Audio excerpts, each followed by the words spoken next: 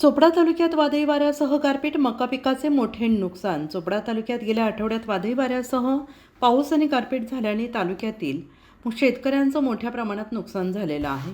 या गारपीट आणि वादळी वाऱ्यासह झालेल्या पावसामुळे काढणीच्या काही दिवसांवर आलेल्या मका जमिनीवर आडवा पडलेला आहे. मक्याचे दाणे पूर्णपणे परिपक्व होण्याआधीच मक्याचं कणीस तोडून गोळा करावं लागत आहे.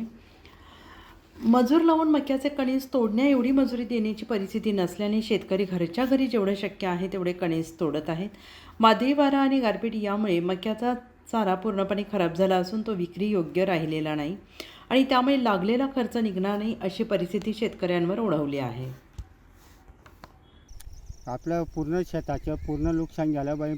15 दिवसाच्या आत 15 दिवस मोडण्याचं बाकी होतं, त्या पण गारपिटाने पूर्ण नुकसान झालं.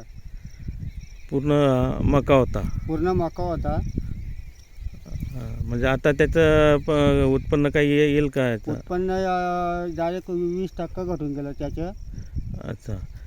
आणि आता जो आडवा पडलेला आहे तर ते तुम्ही कणस तोडताय मक्याचं, तर जर हे नुकसान झालं नसतं तर किती आलं असतं?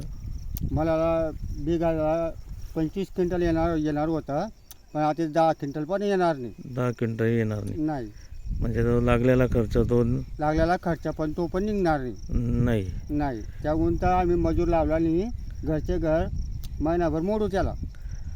जर मजुराच्या साह्याने काय मोडलं असतं तर किती मजूर लागले असते? मजुरीला कधी लावलं असतं तर मला कमीत कमी 50 ते 60 मजूर लागलं असतं.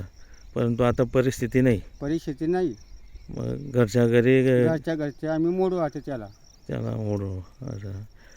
किती आहे दादा हे संपूर्ण क्षेत्र? हे 4 बिघा आहे. 4 बिघा. काय नाव आपलं? माझे नाव प्रभाकर अंदा पाटील. मी राहणार गडताळ.